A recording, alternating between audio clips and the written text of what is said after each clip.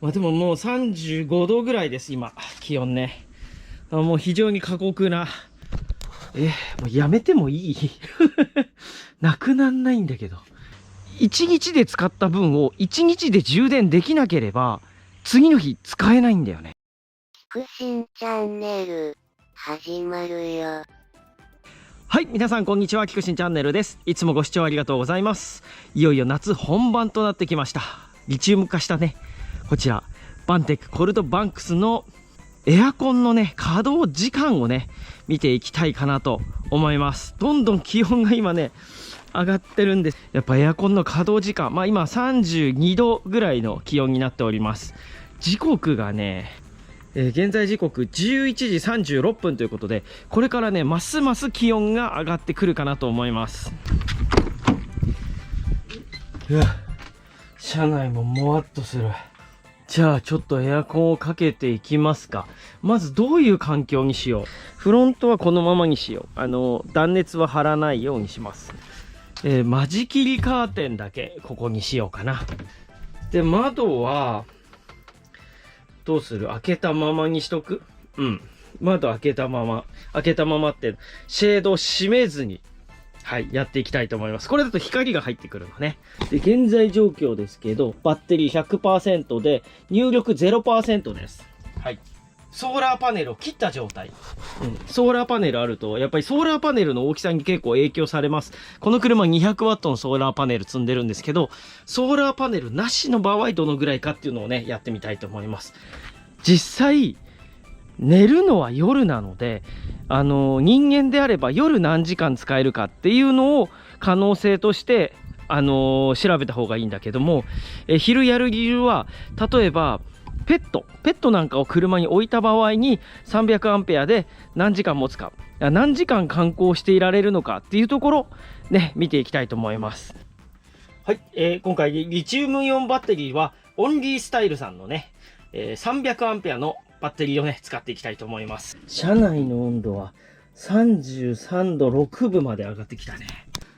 これが光らないんだよ。光ったままにできないので、ちょっとここがね、ちょっと不便なとこかなと思ってます。これで、映していくで大丈夫かな。はい、これで、試していきたいと思います。インバーターをスイッチオンにして、で、エアコンのスイッチを、はい、エアコンのスイッチ。温度設定を26度にしよう。はい。26度ね。こことかも本当はカーテンを閉めれば部屋が区切られるから涼しくなりやすいんだよね。今回は開けたままにしときます。そこだけ閉めよう。家庭用エアコンの特徴なんですけど、ある程度室内の温度が下がるまでは全開で動きます。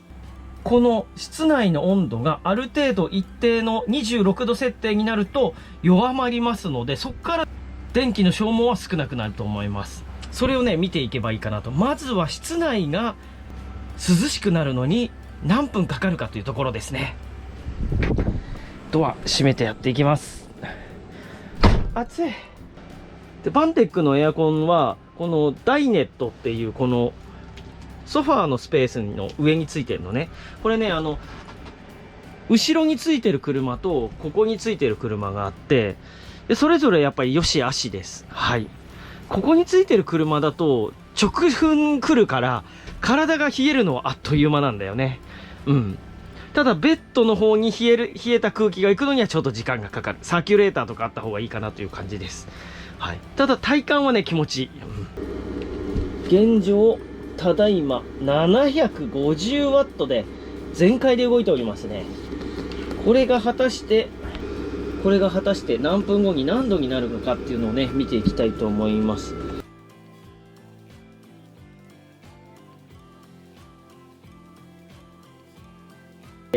気温はね、28.7 度まで下がりました。これだともう快適だね、だいぶ。エアコンの方は、94ワットで957ワット。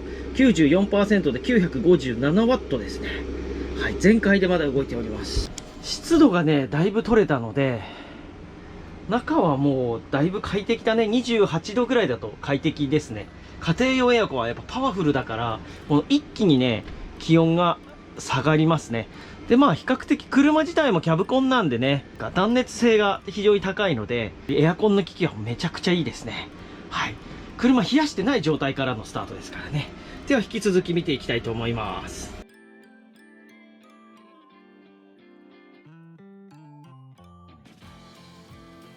12時45分、1時間ちょっと。まだ900ワットぐらい動いてて、76% ですね。温度の方は 23.5 度。床の温度ね。ただこっちは、ちょっとまだあれなのかな。上の方は少し暖かいからっていうことかな。はい、現在のこっちちょっと意見のやつ40度ってなってるけど、40度じゃないね。まあでももう35度ぐらいです、今、気温ね。もう非常に過酷な状況ではあります。夏の空です。エアコンでもちょっと弱まったかな。これは除湿してるんで水浸しになります。でもまだ700ワットぐらい動いてるか。35度だとやっぱそうだね。予定では弱くなってくれるんじゃないかなって思ってんのね。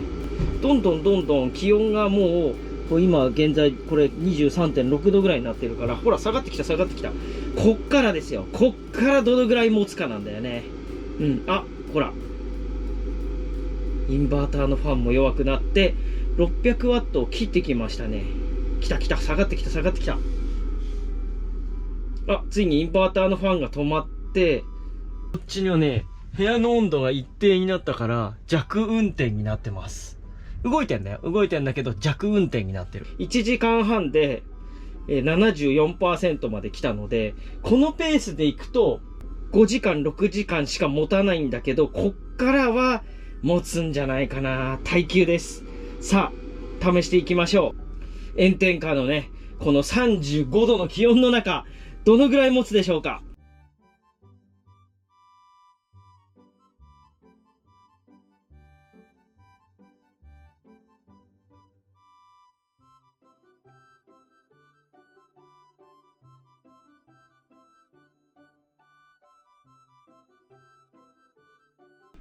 2時22分。さっきからで1時間ぐらい経ちました。開始から3時間。66%。はい。107ワットで動いてますね。気温の方は 25.8 度ということなので、安定しています。一旦ね、車の中の温度がある程度一定になってしまえば、この家庭用エアコンっていうのはしっかり、なんていうのかな。ワット数が下がって、このぐらいで運転し続けるんだよ。そうするとね、持つ。最初の1時間ぐらいで 25% ぐらい減ったけど、その次の1時間半ぐらいで、実は 10% ぐらいしか減ってないでしょ。今ね、午後2時23分だけど、今、めっちゃ暑い。34度前後ですね。うん。まあ、ちょっと日差しがちょっと弱くなったからか。このペースでいけば、持ちそうだよね。計算上、あと6時間ぐらい持つかなっていうことですよ。真っ昼までね。真っ昼まで。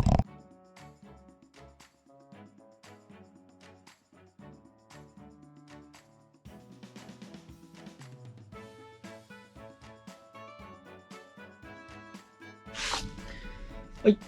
現在時刻5時半ですね。実験開始から6時間が経ちました。24.5 度で 49% 残っています。165ワットぐらいで動いてますね。こう、開けたり閉めたりすると、ちょっと熱気が入ってくから、また動いたりするんだよね。今、外の気温もね、今5時半になって落ちてきてますが、まだ30度以上はある感じですね。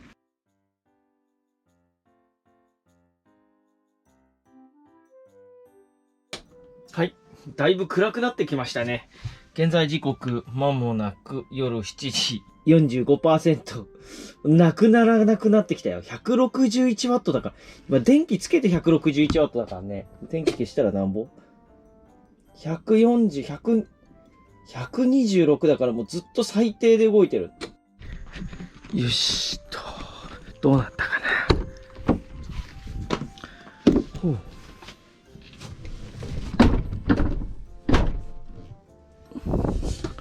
いしょ。42% で変わんないね。現在時刻9時半です。室内の温度 26.8 度。設定温度の26度と大体同じぐらいになってきちゃったので、エアコンがほぼ稼働してない状態になりました。東北はね、そうなの。日中は暑いんだけど、夜は結構やっぱ涼しくなるんだよね。美味しい果物が取れる理由ってここなんだよ。寒暖の差。ね。どうしよう。引き続きテストをしたいので、今日はここに泊まるか。いい監督、一緒に寝よう。温度をね、25度に下げるか。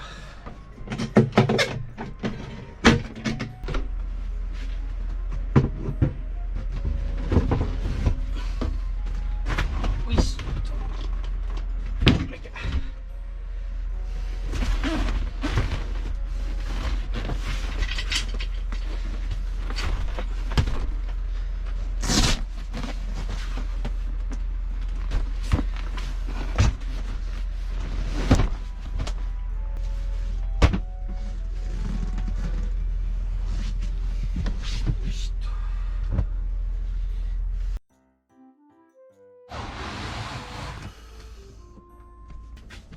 おはようございます。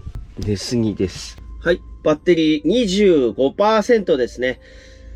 25度設定になってるので、温度は25度。今ね、すごく動いてます。572。気温が上がってきたんですよ。まもなく7時なので。さあ、これで、あとどこまで行くかね。耐久テストやっていきたいと思います。昼になってきました。残りがね、21% です。今ほぼエアコンはお休み中、一応ね、風は出てる。外の気温も本日はそんなに暑くないので、エアコンアイドリング状態ですね。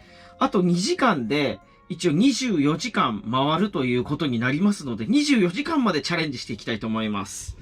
いけるかな？今日はね、そんなに暑くないからいけそうだね。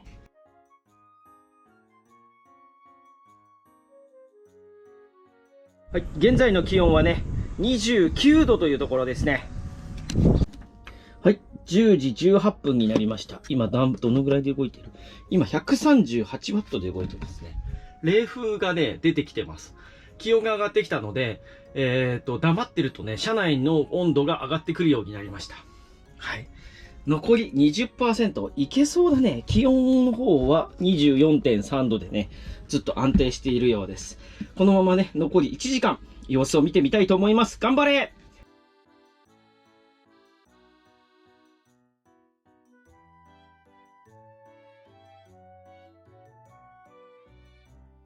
はい、24.2 度。12時16分。24時間経ちました。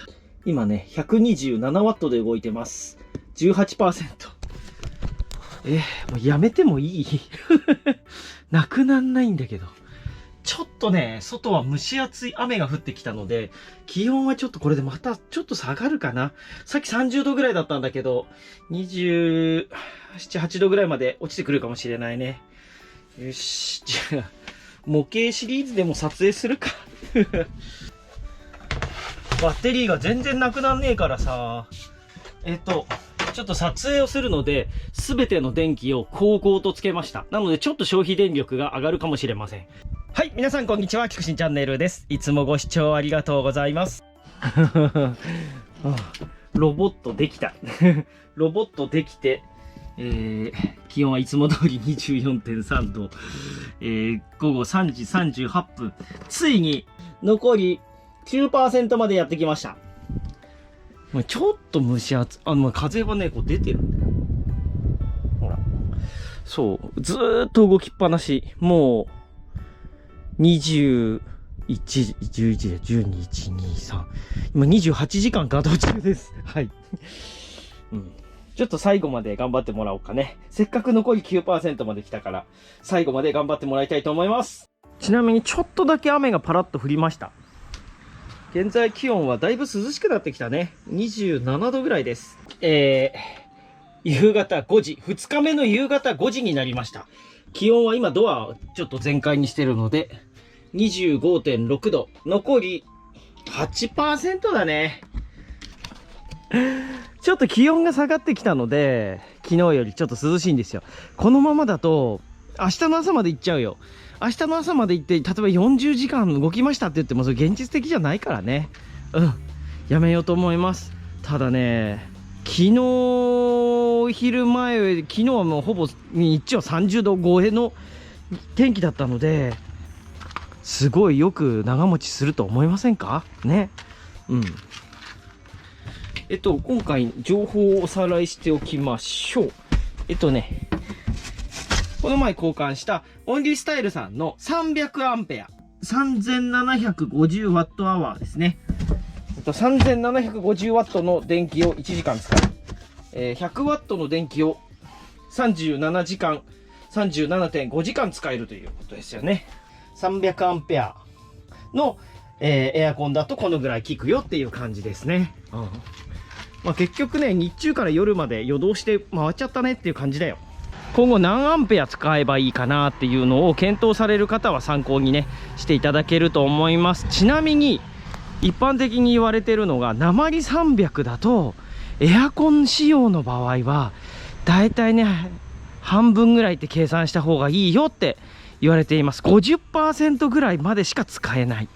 昨日の時点で言うと、最初の1時間で 25% 減って、で夕方ぐらいで 50% 減っちゃったで、そっからどんどん良くなってはいるんだけども、半分ぐらいしか使えないっていう風に言われてるの。特に暑いのが厳しい時期だとね。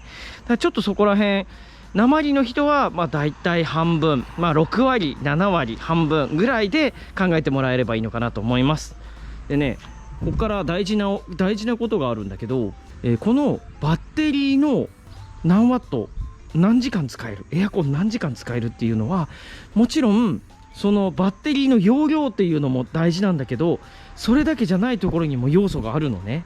で、家庭用エアコンは省エネです。そりゃそうだよね。燃費の悪い家庭用エアコンは売れないんだよね。家庭用エアコンって機能の割に値段が安いからね。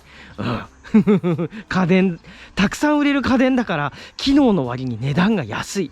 ね、電子レンジなんかも考えてみて、1万円あれば買えるけどさ、あんなん最初に開発したらさ、何千万もするよねっていうような白物です。白物だけに。キャブコンっていうのも大きいんだよ。このトラックにさ、このシェルと言われる後ろの家の部分を付け足してるでしょ。で、これってやっぱ専用で作ってるから、そもそも高断熱高気密なわけよ。高断熱高気密ね。だからエアコンが一気に効いたら、もうそこからもう涼しいまんま冷蔵庫のような状況になってるから、こう燃費がいいっていう風にもなるわけ。ちょっとそこを考慮して考え、もちろんね、外的要素っていうのはもちろんあるんだけど、そこら辺考慮していただければなと思います。それでね、エアコン何時間、エアコンたくさん使いたいからって言って、例えばバッテリーをいっぱい積みます。今回うちのは300アンペア。これをじゃあ倍の600アンペア積めば、どんな車でもエアコンね、つけっぱなしでいいよって思うかもしれないんだけど、充電の問題があるんだよ。1日で使った分を1日で充電できなければ、次の日使えないんだよね。キャンピングカーってソーラー充電と、例えば走行充電っていうので基本的に充電します。で、例えば RV パークなんかに行けば、外部充電、家とかでもね、外部充電で充電するんだけども、だいたいおおよそ外部充電だと、少ない車だとだいたい250から300ワット。これとかはいい、かなり充電できるようになってるから、これでも500ワットぐらいしか充電できないの。で、走行充電も普通だいたい500ワットから600ワットぐらいなんだよね、充電できるのが。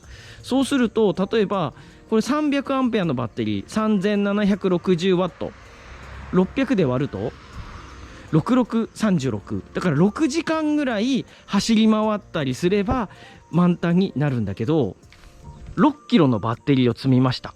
6キロ6000ワットね。これの倍。じゃあこれ300アンペアの600アンペア、約7000ワットアワーのバッテリーを積みましたってなると、どう1日7000割る例えば600、12時間ぐらい走り回んないと満タンになんないでしょ。そんなに走り回れないよね。そんなにアイドリングしてられないよね。そんなに日中止まって充電してられないよねっていうところがあるの。そうなの。1日で充電できないでしょ。でも1日でバッテリー6キロとか使っちゃうような燃費の悪さだと、またそれが必要となってくるから、1日また充電しなきゃいけないってなると、これ足りないんだよね。支出の方が多いんだよ。収入より支出の方が多いような状況。とりあえず1日目の分の貯金はできてるけど、2日目から貯金ができてないよ。そもそも支出が多いからねっていう。それと同じ状態になってしまうので、そのバッテリーを何アンペア積むっていうのも大事なんだけど、そのトータルで見て、その消費電力を抑えるっていうことも大事になってくると思います。バッテリーとかさ、ソーラーパネルとか、たくさん積むのはいいけど、お金はかかるし、重くなるし、でも充電できなくなる。でもそれを生かしきれないってことになりかねないからね。そこら辺もよく計算して、変えてほしいなって思います。ですね。で、例えば、ちょっと燃費が悪い。断熱が悪いから、その分バッテリーも大きくして、走行充電器も大きくして、それでソーラーパネルももう増設するよっていうことだったら、そこでさ、やっぱ何十万、下手すると100万以上かかっちゃうわけじゃん。それだったらその費用でもうちょっと高断熱高気密の車を買う、もしくは高断熱高気密にするっていうことによって、バッテリーの費用も抑えられるし、小さいこういう300アンペアぐらいの小さな、リチウムとしては小さなバッテリーなんだけど、十分動かすことができたりとかもしてきます。今回ソーラーパネルもしかも使ってないからね。これでこのぐらいなんでね。そこら辺も含めて、そのトータルで考えていただければなと思っています。いくらね、バッテリーを大きくして大きくして大きくしてってね。で、なんかよく、例えば K とかでさ、なんかね、400だと足りないから600、800積んでますとかっていうのも聞くけど、それ充電できないよねっていう。やっぱり燃費大事だよっていうこともね、考えていただければと思います。どの車がどのぐらい燃費がいいのか、燃費が悪いのかっていうのは、いろんな人がこうやって実証実験してるよね。やってみた。一晩止まってみたとかで何ワット減りましたとかっていうのをやってるよね。気温何度でとかって。それを見て自分が使う環境に合うもの、そして自分が欲しいと思っている車など、そういうのをトータルで含めてちょっと考えてもらえるといいかなと思います。はい。皆さんの参考になれば幸いです。ご視聴ありがとうございます。